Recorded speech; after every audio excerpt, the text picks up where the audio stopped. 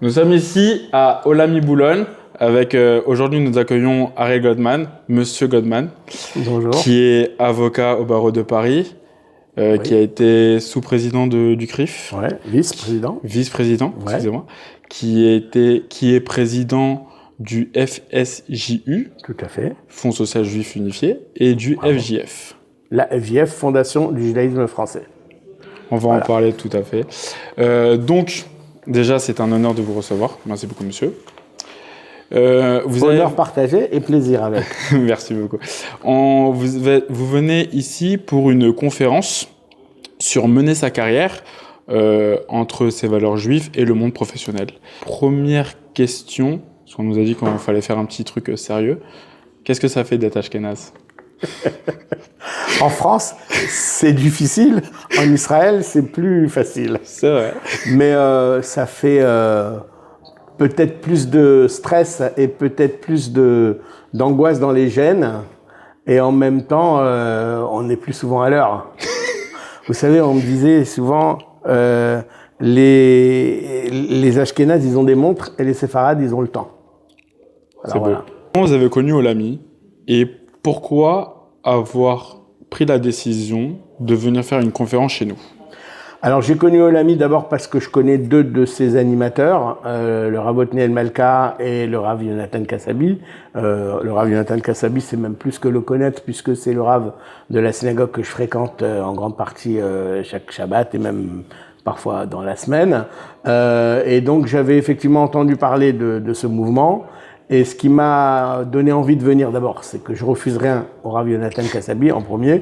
Et deuxièmement, c'est que j'ai toujours aimé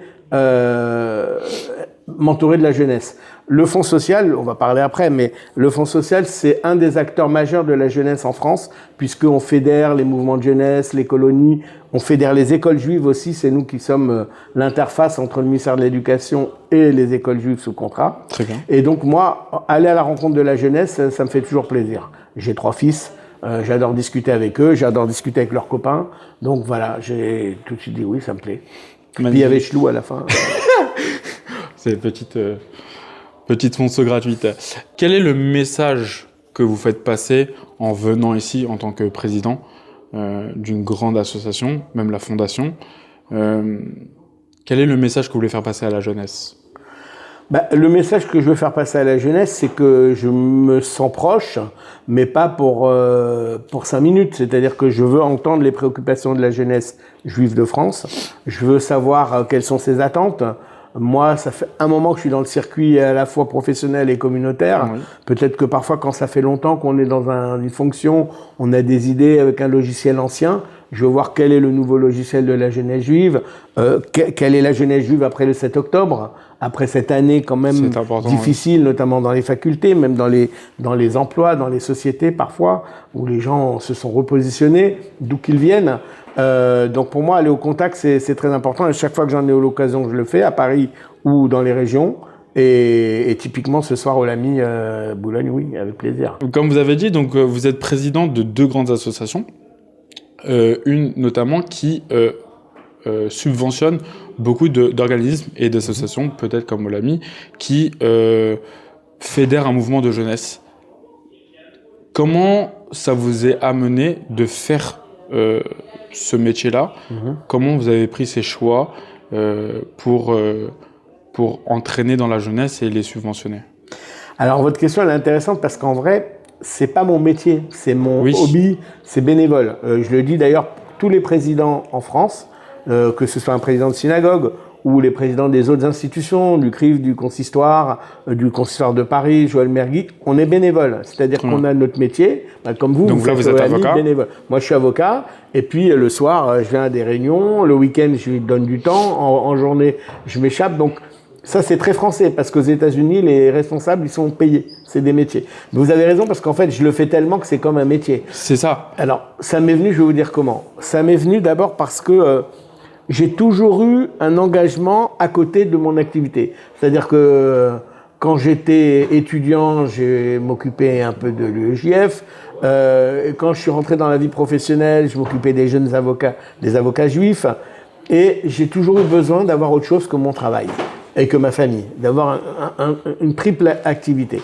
Et puis, Donc vous avez votre vie personnelle, voilà, j'ai ma vie votre vie personnelle. professionnelle, donc où vous êtes avocat et on va en parler Exactement, notamment je de ça. travaille énormément. Et vous avez votre vie associative, on va Voilà. dire. Alors du coup, bon, c'est un peu mon temps libre. Je fais pas de sport. Enfin, il y a plein de choses que je fais pas parce que on n'est pas, les journées n'ont que 24 heures. Donc mon temps disponible, je le consacre à la communauté et à la jeunesse en particulier. Ça m'est venu parce que le Fonds social a toujours eu dans sa sphère la jeunesse. Mais moi, quand je suis devenu président, voilà, depuis 10 ans, quand je suis devenu président, j'avais dit, ça sera en 2014, ça sera l'année de la jeunesse, parce que je voulais qu'on alloue plus de moyens que mes prédécesseurs l'avaient fait à la jeunesse. Le Fonds social, c'est le social, c'est la culture, c'est l'éducation, c'est la sécurité.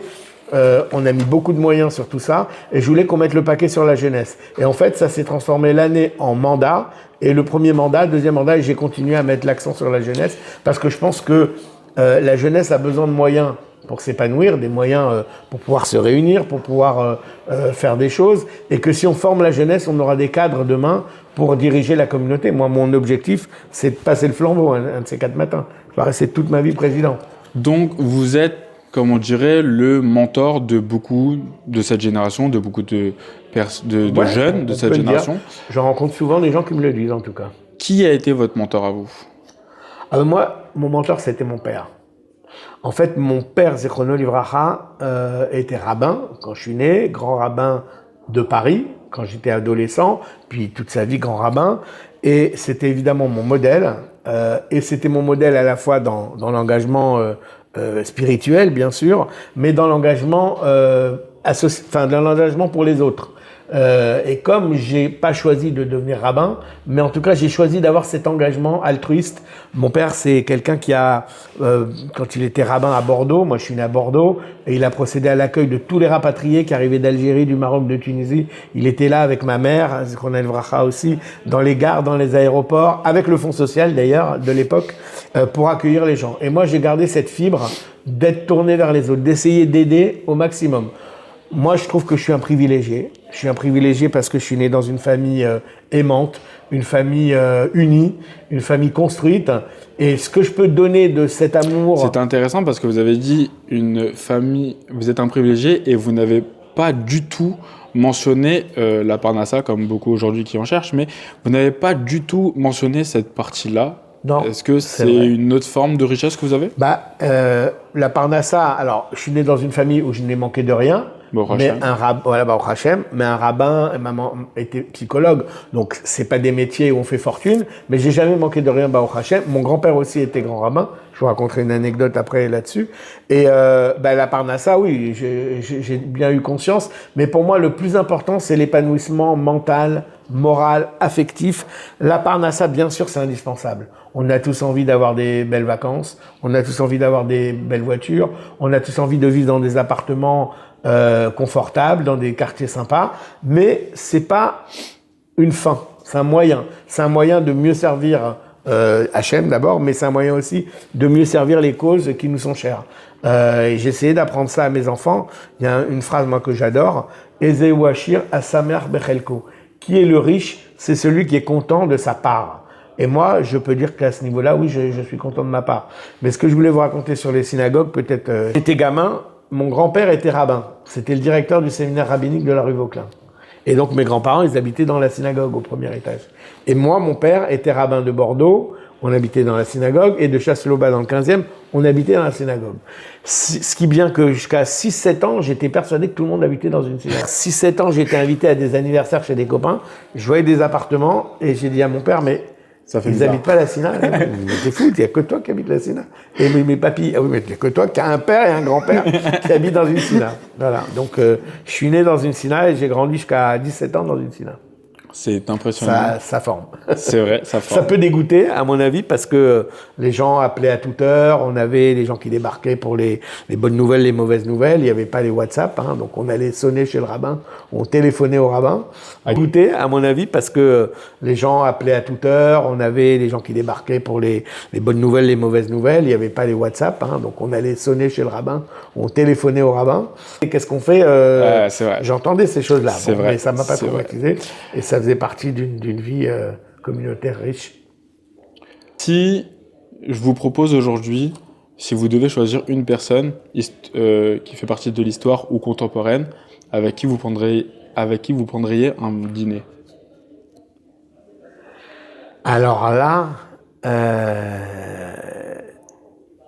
je pourrais faire le malin en disant Moshe Rabbeinu, Rabbi Akiva, non.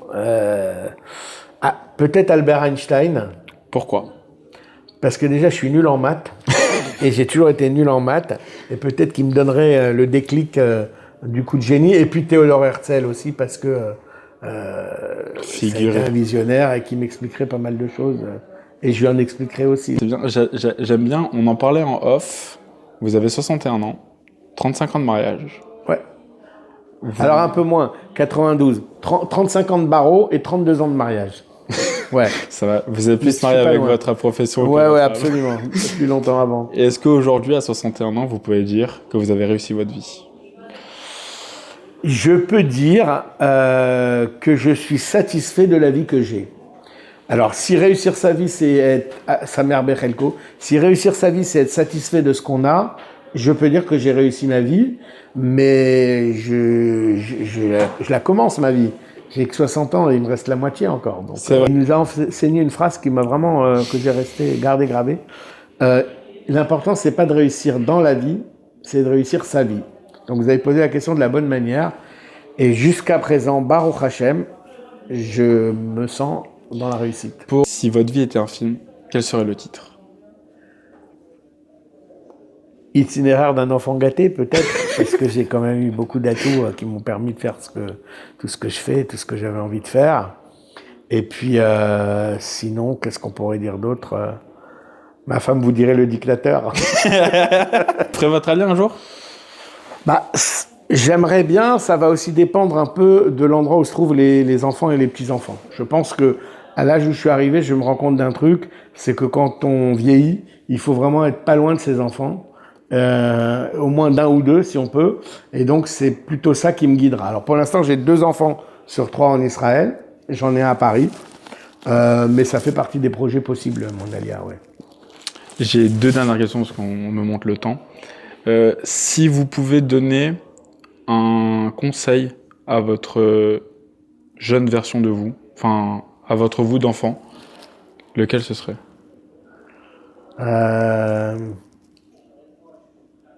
Sois patient. Et calme-toi.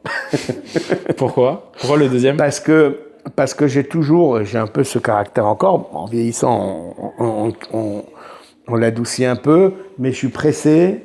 Je veux que les choses aillent vite. Je veux que les choses aillent bien.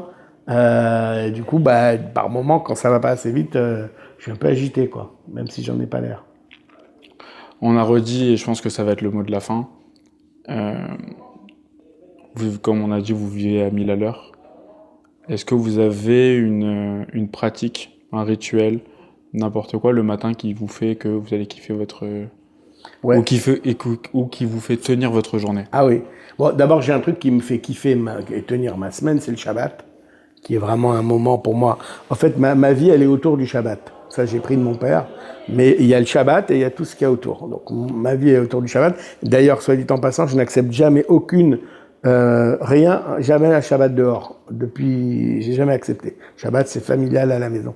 Mais le matin, mon rituel, c'est d'arriver très tôt au bureau. Je suis toujours le premier, de mettre ma playlist, musique à fond, et travailler pendant 1 heure, 1 heure et demie avec la musique. Un petit titre, vous nous dévoilez un petit titre de votre playlist? Il y a de tout. Alors, c'est hyper éclectique. Ça peut être Dalida, Eyal Golan, Mordechai Ben David, c'est des chants corses. C'est complètement éclectique. Elle est démente, ma playlist. Elle a aucune structuration et aucun fil rouge. Mais j'aime bien la variété française. Merci beaucoup, Harry Godman. Je vous en prie. Nous allons passer à la conférence. Avec plaisir. Merci beaucoup. Merci. Salut.